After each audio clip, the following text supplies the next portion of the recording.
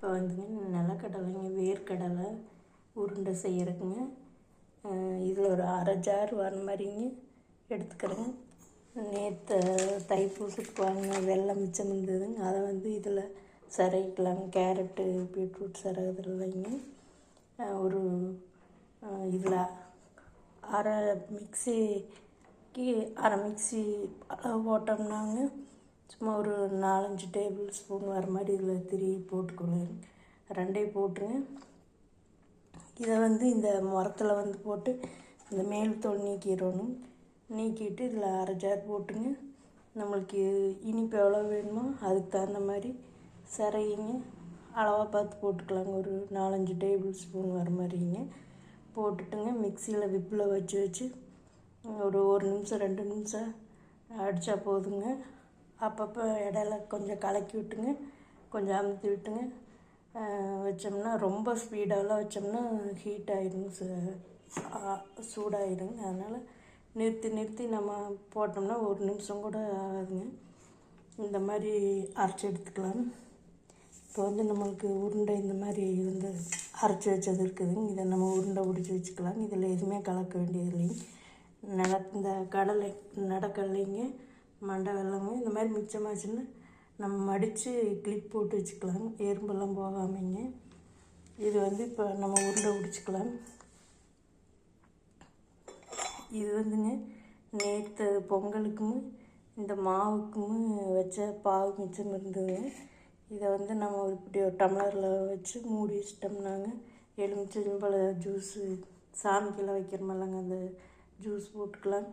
Tea காபிக்கு இந்த பாகு வச்சுக்கலாம். தண்ணி மாதிரி தான் இருக்குதுங்க.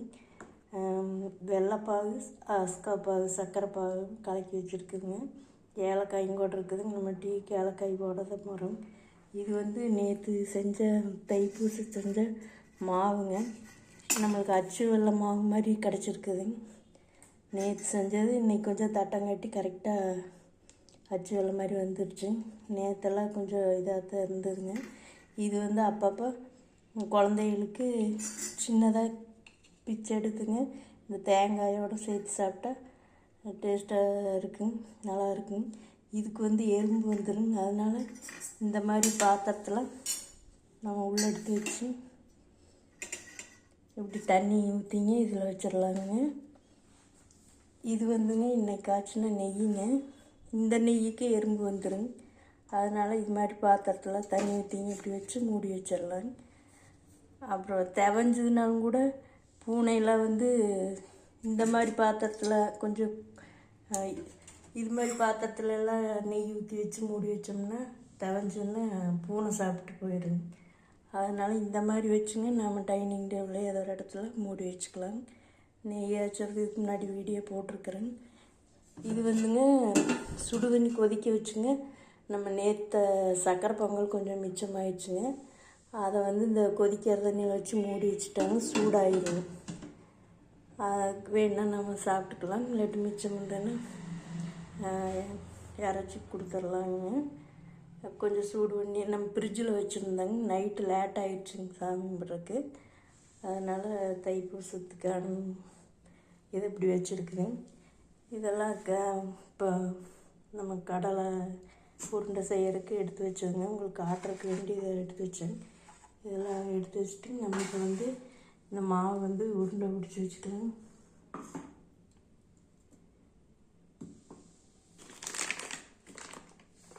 உருண்டை பிடிச்சி இந்த இதை போட்டுக்கலாம். எப்படி வருதுன்னு பார்க்கலாம்.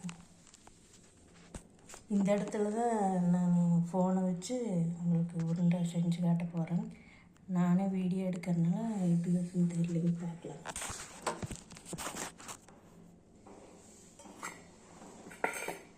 இது வந்து உருண்டை பிடிச்சி வைக்கிறதுங்க.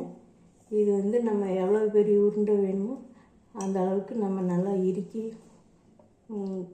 பிணைஞ்சு அப்படியே கொழுக்கட்டை மாதிரி பிடிச்சி ரவுண்டு பண்ணிக்கலாம்.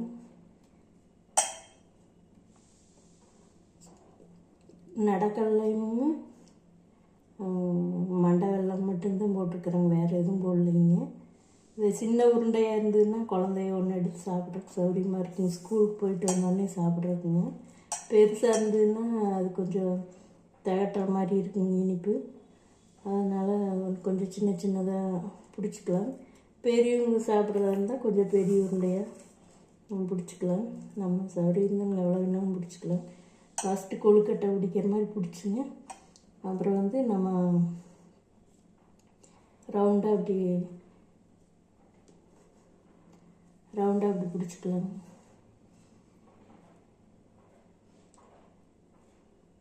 இந்த லட்டு ரவா லட்டெல்லாம் விட்டுற மாதிரிங்க 2 கையில் சேர்ந்து விட்ட வேண்டியது இல்லைங்க. இந்த அளவுக்கு வந்துடும். நம்ம இதில் எதுவுமே நெய் எதுவுமே கலக்கலைங்க. நடக்கல்ல மண்டை வெல்லம் மட்டும்தாங்க. நேற்று பொங்கலுக்கு வச்ச வெல்லமும் நடக்கெல்லாம் கொஞ்சம் இருந்துங்க. இந்த மாதிரி செஞ்சு வச்சுட்டோம்னா கொஞ்சம் பல் இல்லாதவங்க கூட சாப்பிட்றதுக்கு சௌகரியமாக இருக்குங்க. வயசானவங்களாம் கம்மியாக சாப்பிடுவாங்க. சர்க்கரையெல்லாம் இருக்கிறவங்க சுகர் இருக்கிறவங்க கொஞ்சம் பார்த்து சாப்பிட்டுக்கணும். சின்ன வயசுக்காரங்க இது நல்லா சாப்பிடலாம்.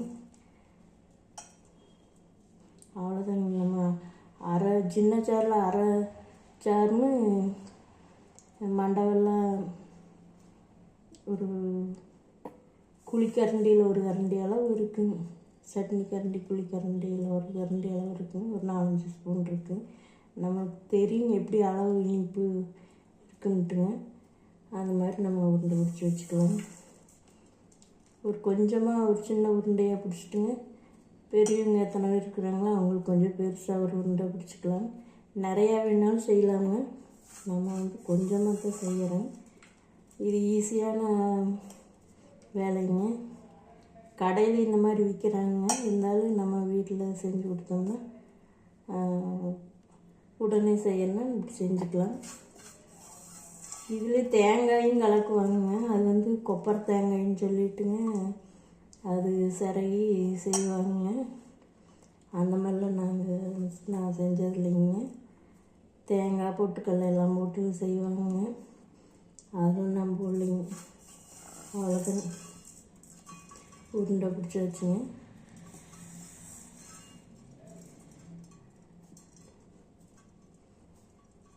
ஒரு 10-11 உருண்டை அடிச்சிருக்குங்க இதுலேயே. இது குழந்தை போகையில் வரையெல்லாம் ஸ்கூலுக்கு வந்தோடனே சாப்பிட்லாங்க. நம்மளும் சாப்பிட்லாங்க.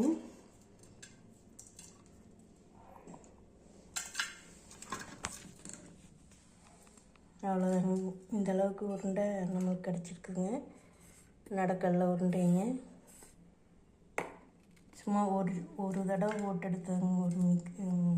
ஒரே தடவை இல்லைங்க. சின்ன ஜாரில் அரை நடக்கல்ல தோல் உரிச்சதுங்க. மண்டவெல்லம் சேர்ந்து நடக்கல்ல உருண்டை செஞ்சாச்சுங்க. இது பல் இல்லாதவங்க வயசானவங்கெல்லாம் சாப்பிட்டுக்கலாங்க.